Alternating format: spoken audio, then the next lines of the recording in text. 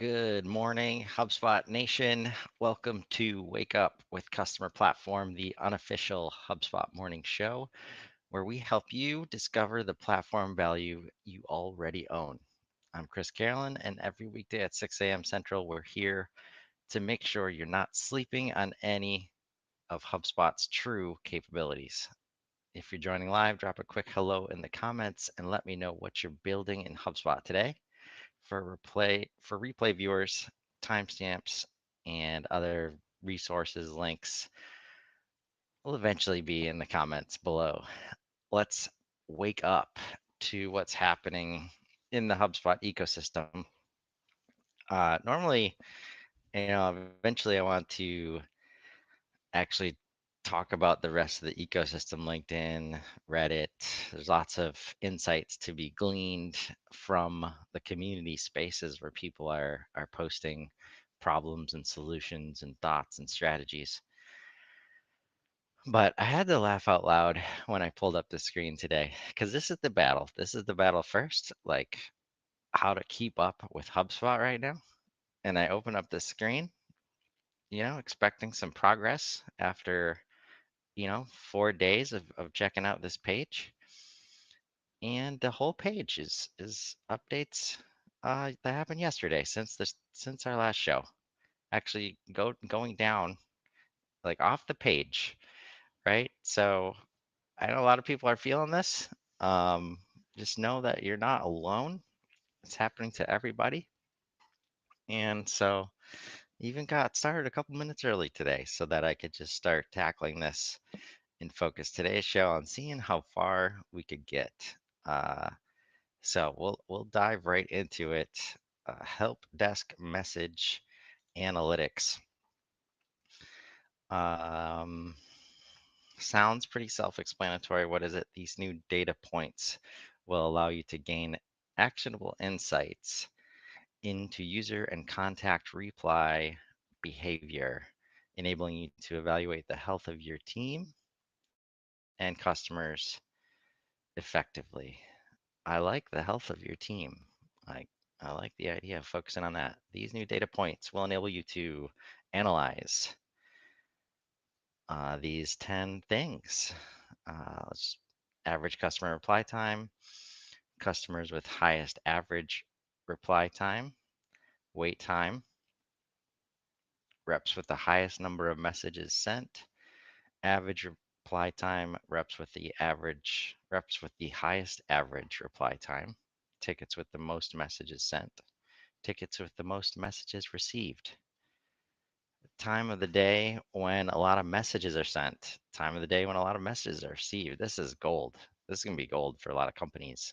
And again, the setup and like don't get carried away with KPIs. Like when it's like, all right, whoever sends the most messages wins, because that's when we lose control and lose track of what we're trying to accomplish here. But tickets with the most, whatever, like those are the tickets that draw on your team the most. And so much of margin is lost when we have a great customer that's sending like 10 emails a day and is super high maintenance, and the people on our team can't get anything done because they're taking care of that customer. That's where we start talking about how marketing supports the whole process, where if there's a portal to log into, maybe they're not having to send so many messages back and forth. So this can be a great way to highlight that, for leadership. um, And let's see if I'm aligned with HubSpot's thoughts on why understanding reply behavior is crucial for maintaining an efficient and responsive help desk team. With our new reporting feature, help desk managers can identify patterns and areas for improvement, leading to increased team performance and customer satisfaction. By making data-driven decisions, you can ensure timely responses, better support quality, and foster stronger relationships with your customers. Uh, so probably, you know, I think the efficient and responsive part is important. But, this should highlight, you know, where are people asking questions they shouldn't be asking? Like, Do we need to respond at all? Why are people asking these questions? What part of like what how-to videos or what thing on our website could help prevent these questions in the first place? Right? Again, back to portals. Like if they knew they could log in and get the answer to that question, then they're not asking our team. Uh, so instead of always looking at like how can we help our help desk team answer 100 questions instead of 10 questions, it's how do we help not have to answer the 10 questions that we know people should know beforehand. Who gets it? Users with a Service Pro seat and Service Enterprise seat. Okay, I think this is the first time I've seen the answer to this question be specific seats and users. So that's something new for me. I want to highlight because we definitely need a lot of help understanding the new seat structure. Um, and this is cool too, like booking a meeting. Um, give us feedback. First time seeing this on the end, and maybe I'm just noticing it today. But I like progress here. Uh, Sunsetting custom JWT SSO applications. Probably out of my wheelhouse here. Uh, this record includes updates regarding current development efforts for our existing or new products. So these updates are okay. So a little safe harbor language there.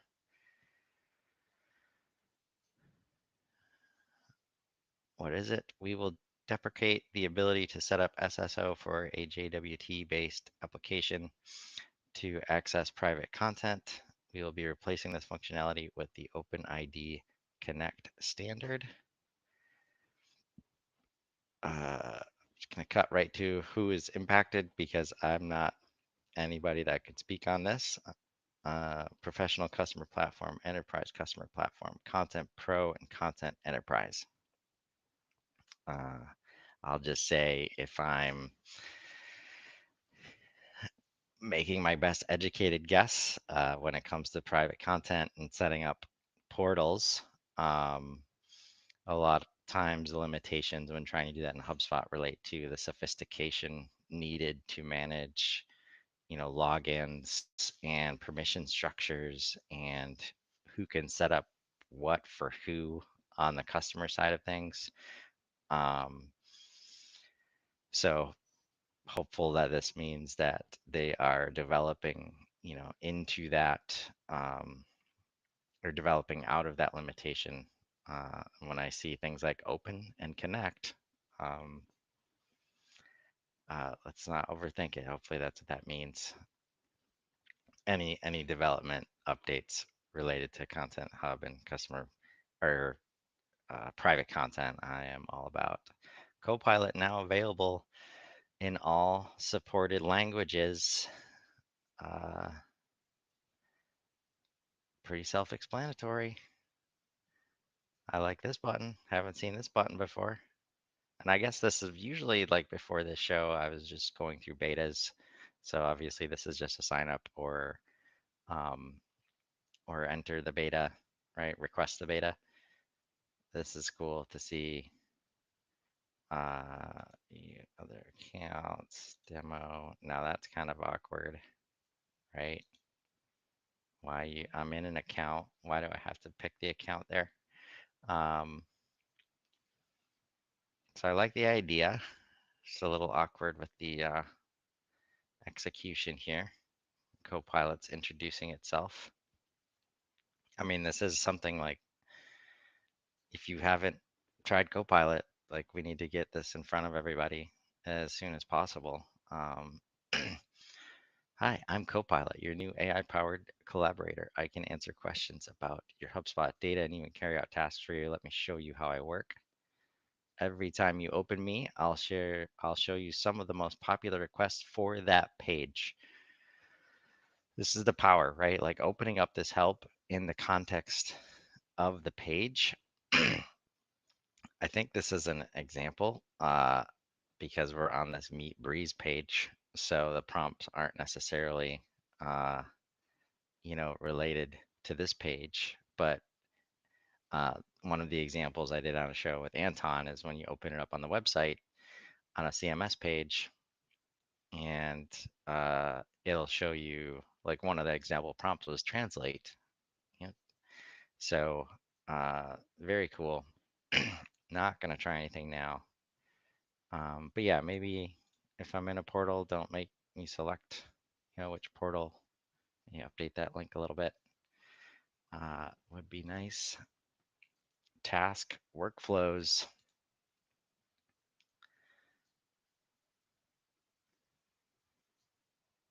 Task enrollment trigger. Events that will trigger this workflow has completed. Users can now create task-centered workflows. Why does it matter? Enhance task automation with greater flexibility and efficiency. Trigger automation directly from changes in tasks like creation, status updates, or overdue notifications. Establish standard automated processes for task management. For example, alert a sales manager when specific tasks complete or become overdue. This sounds powerful. Or automatically create tasks in other project management tools when you start tasks in HubSpot.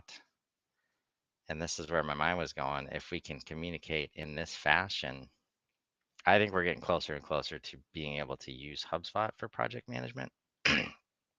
Again, like everything that's set up, you have objects, you have properties, you have automation, you have stage and gate pipelines everywhere, right?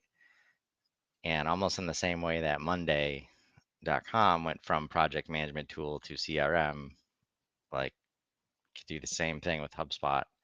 Uh, and that's where, as I'm working with a new team, like in a collaborative AI environment, in this case Claude, it's like this is the space. Like, what AI tools like that, like a new platform to collaborate, like which part of the stack is it gonna um, replace? And like between like digital asset management and document management and project management, I think some combination of that, it could. Uh, 'Cause if, like most things, if we can just provide visibility in HubSpot, then the communication standard of HubSpot is usually higher than everything else. And there's definitely some things where, like, you make a task and you're having to tag everybody, right? Every time you make the task or when anything happens in the task, this makes it so you don't have to do that. To create a task workflow from the Workflows tool homepage, click Create Workflow and select from scratch. Choose the task object. I love that. We're almost there, folks. Everything is an object world is almost here. Uh, Choose the trigger based on task, events, or properties. Add actions as usual. Who gets it? Marketing Hub Pro Enterprise, Operations Hub Pro Enterprise, Sales Hub Pro Enterprise, Service. Like, why do we really have to leave out the Content Hub here? Like, why can't Content Hub have access to workflows? Like, come on, why? Like, especially, man, especially if we're going this route where it's project management, all the stuff, all the project work that needs to get done to support Content Hub, and the tasks, like calendar tasks, like marketing tasks, all that stuff's over there. Hopefully, we can get there soon. Um,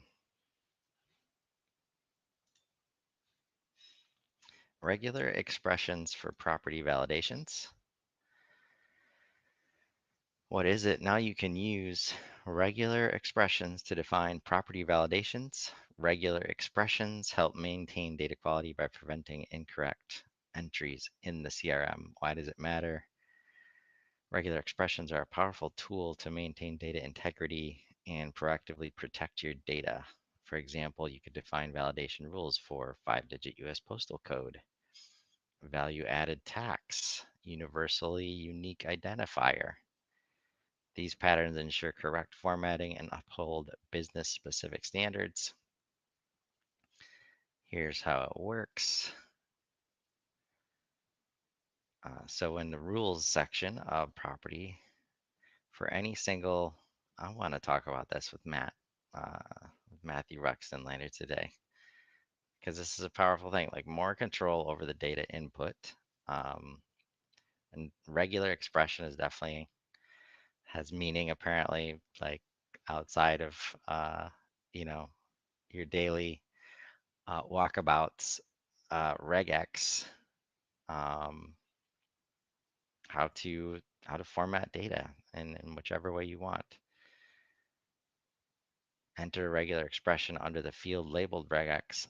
Some examples to get you started. Enter a custom validation error message.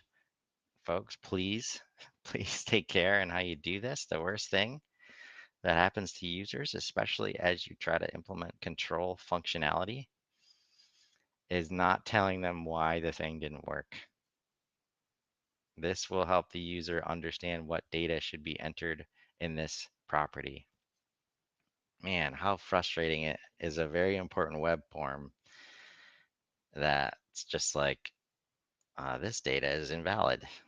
And it's not telling you how to put it in. Um, it's not telling you why it's invalid, right? It's just good luck. And like how many, you got to try the phone number 10 different ways. Like, all right, we got it. We got it. Now we can submit the form. Hopefully we don't have to redo the whole form every time that happens. Uh, Test your regex by entering test data. This will help you make any corrections to your regular expression and confirm how it will work for users. Note, validation rules that use regex, and if somebody wants to correct me, maybe it's regex, I don't know, will apply to the same tools where simple validation rules are applied, creating, editing, and importing records in the CRM. That's cool. Who gets it? All professional enterprise edition hubs. See, like, why aren't we like just saying customer platform here? Like, can we just come together and some standardization on how we, like, I like saying all, um, but this, like, if we're highlighting this like this, then when it says customer platform, does that mean I need the whole customer platform to get the thing? No, it doesn't. Uh, Learn more at knowledge base article, join the discussion in our community, request the beta. I will definitely do that. I'm going to work with Nico later today to build out our first demo data set in this portal. I probably won't get this by then, but maybe if I talk about it on 2 different shows this morning, I can get the fast track because that will be an important part of that process. Uh, See, that's where we say products here, customer platform. Why aren't we consistent here and saying that? Like, please, who's writing product updates? Let's have a chat. Create note workflow action. I like it.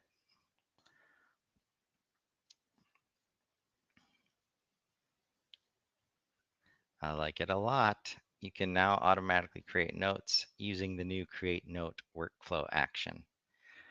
Why does it matter? Notes are a versatile tool for adding important context to records, highlighting key information, or summarizing changes for your team. Within the new Create Note workflow action, you can now automate the addition of notes to records as part of any process. For instance, when handing a customer off to the onboarding team, you can use a workflow to automatically add a note summarizing the information gathered during the sales process. Any data from the workflow can be included in the note body, including enrolled properties, associated record properties, and workflow runtime data like action outputs. Uh, I've got some thoughts that are very exciting, but let me finish for you guys. How does it work? To use the action, create a new workflow and set up your trigger. Search workflow actions or view the CRM action category to find the create note action. Select the action and draft the note body. Add personalization tokens from the enrolled record, associated record, or workflow action outputs to the note body as desired. The workflow automatically associates the note with the enrolled record. Who gets it? Everybody but Content Hub. Uh, yeah. So this seems like a step for me. Like you're seeing things like the only thing that's missing here is a sparkle icon. And this creates the space for AI to do this work at some point, um, in a way that is very specific. And I've been asking for, like, in terms of like being able to control what AI is seeing when it generates things, which fields is it drawing from. Um, so imagine it goes the deal goes to closed one. Uh, Creating this note to do that handoff. Now, what's interesting is I think the note is the only space you can do this in, right? Without creating some crazy calculated property, right? Which I'm sure some people have done. But where it, like, on the record, is this going to move notes? Because right now I struggle with, I've got to go over to the activity feed to see the notes. And if I want, um, and if we're like entering the world where the CRM middle column, um, that is showing objects and relationships. Like, is the note going to be there? Maybe it can already be there.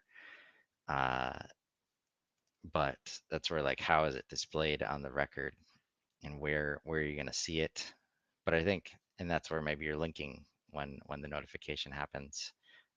You link people right to that note. But the idea that we can say, like, when it goes to close one in the future, we just have AI like handle that. And so every time there's a transition, uh, using AI to help us notify the next person of what's happened so far. Beyond creating spaces where it's like, all right, just look at these 5 properties. Um, it doesn't replace that work where we need to design the workspace, and make sure everybody knows where everything is, because maybe next time, the stage hasn't changed and they got to come back in and find the note or find the data that's in the note. So, uh, we make a lot of decisions based on, okay, that's triggered now. They're going to see it at that time, and they often don't. Maybe they pull it up and they don't actually do anything with it until the next day.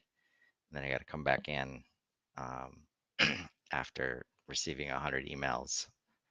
So we don't want them to have to go find that email and click that link. I should be able to just see it on the record if it's integral to completing the task. Automated sales tax collection on invoices with Commerce Hub.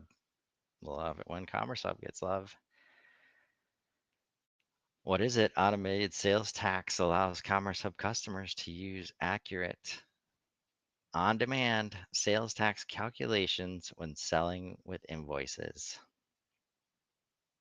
Sales tax is automatically calculated based on the buyer's location and then collected at checkout. This sounds amazing. Why does it matter? Keeping track of ever changing tax rules and tax rates is incredibly difficult. That's an accurate statement. With automated sales tax, you can shift the burden of tax compliance to Commerce Hub so you can focus on selling instead of calculating tax.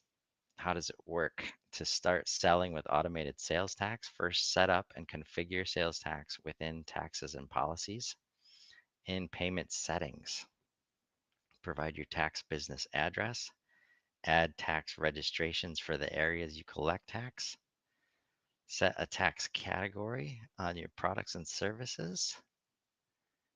Once automated sales tax is turned on, create an invoice and enter your buyer's address information. Add products and services with tax categories. Finalize your invoice. When the invoice is created, sales tax will automatically be calculated and added using the buyer's location. The tax amount is visible on both the invoice PDF as well as in checkout. Note, automated sales tax is powered by Stripe taxed and subject to Stripe fees. Interesting. Who gets it? Commerce Hub's customers who are based in the US and Canada. Sorry, international friends. Will come someday. This is so powerful. The most stressful projects I've ever seen for others are, in both cases, has been the implementation of Avalara tax software into the ERP. Like, I wasn't even around to see them get done. Like, just unbelievable amount of work to fix systems, to say, all right, we've got to redo our form fields and change our process because we've been putting the attention field here. Now it needs to go here. If Avalara is going to be able to tell, like all this validation work is crazy. Like, and this is why people don't set it up like this and they deal with it at the end of the year, at the end of the quarter, right? Sizable businesses too, like not just small to medium, right? Like this has been a challenge for a lot of businesses. So this is very exciting to see. Um, I'm also in the invoice beta for adding shipping addresses for on invoices, which sometimes that can play a role in terms of where it's going, who the recipient is. So yeah, this is powerful stuff, and this like hands down things like that will make any kind of platform fee related to Commerce Hub, uh, instantly worth it, instantly. And that's where, in this case, the fee is from Stripe Tax. So, um, interested in what that could be, but still, like the power of this, man, this is really cool. Setting page for subscriptions. Customers now have a settings page for subscriptions. Settings makes it easier to access properties and permissions. Customers can also configure defaults, which are used for new descriptions created through the subscription tool. Why does it matter? Customers prefer to set the defaults they use for the majority of their subscriptions to make processes fast and easy for their team. How does it work? To access settings, navigate in settings, under settings, object subscriptions. Customers will have easy access to manage properties and configure permissions. Use the default template section to assign default checkout and invoice delivery settings. You can easily link to other relevant settings in invoices and payments to set up your ideal buyer experience. We're getting there, folks. We are getting there. Who gets it? All hubs and tiers.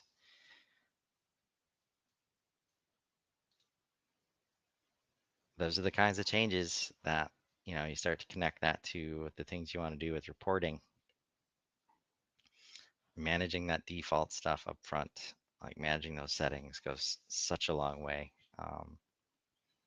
So everybody wanting subscriptions to get better, take notice. Admins will now be notified once their private beta request has been approved or rejected. What is it? We will now notify the super admin when a private beta request has been approved or rejected. Admins will receive a bell notification. with a link to the product update. Somebody put comments somewhere to tell me if you use the bell notifications outside of like your export is ready. Um, maybe it's just me. I don't. I've never engaged in the bell notifications. I know I received an email. It's probably uh, manual from the PM last time I got into a private beta, but yeah, not one to use the bell notifications. Let me know. Be very interested if others do rely on bell notifications inside the HubSpot app.